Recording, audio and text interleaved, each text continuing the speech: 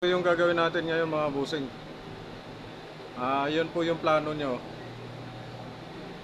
Parang malabo yata Malabo yata din Yan po yung plano nyo mga. Hindi ko na po pinuntahan yung lugar. Bahala na sila kung kakasya ba ito doon o hindi. Kasi sa tingin ko hindi siya magkasya sa pinto Paakyat dahil sa elevator hindi rin po siya magkasya. Ano kasi siya isang buong plywood. Ganun ang haba niya. Pero yung plano nila 250. Wala naman po tayong 250. Magdudugtong ng 6 AM. Pangit naman po yun ganun.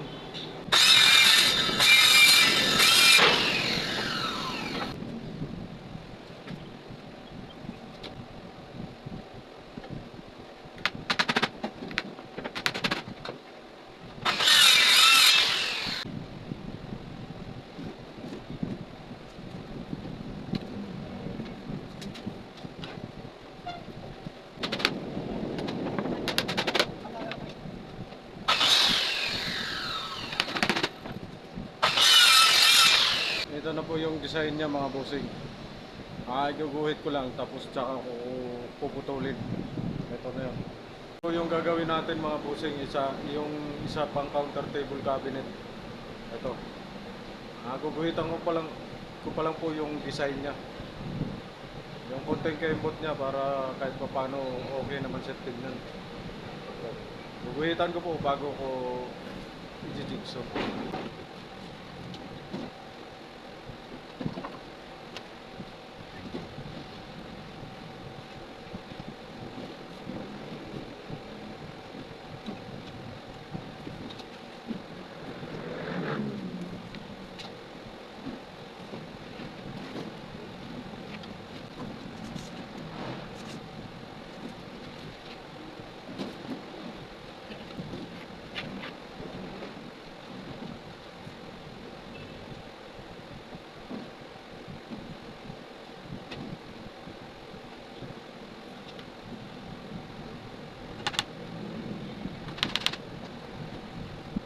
Ito na lang po gamitin natin pang design niya mga boss.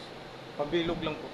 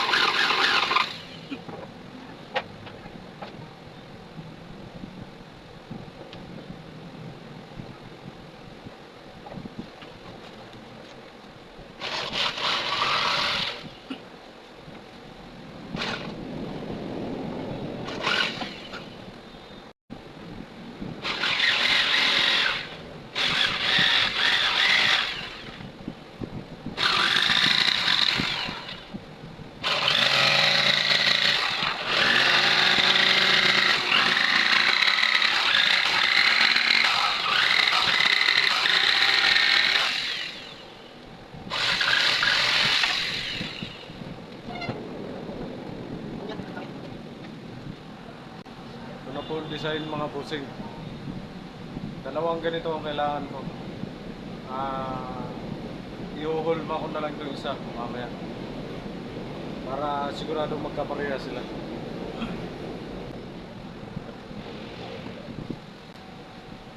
Ito po yung isang counter table cabinet mga boss. Yung isang yan. Yun po yung speaker box mga bossing na ginagawa natin nung nakarang araw. Yan. Ito naman po yung counter table cabinet sa main lobby naman po yan. Yan po mga boss. Tignan nyo po mga boss. Ang dami namin formica Yan. Meron pa po sa kabila. Marami na po kami naikakabit na mga formica mga bossing. Hindi lang po yan.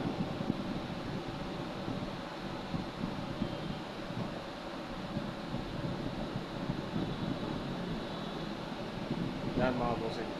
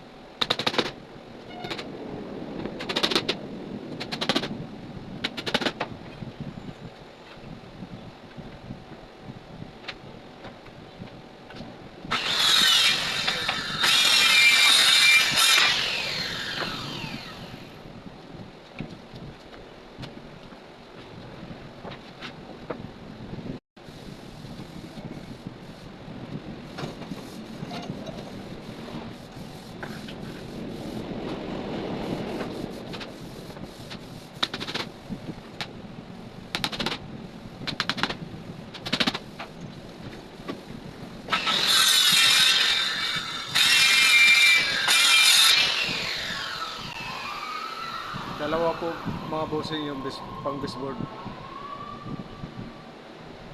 Isa pa.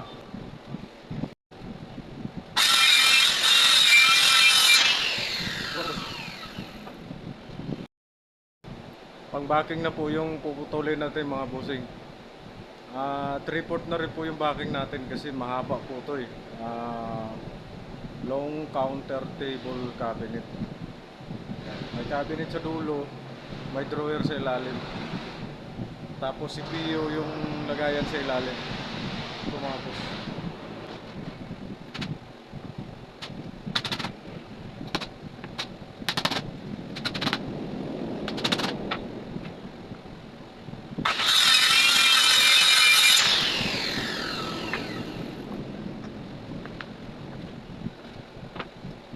Sir, Sir.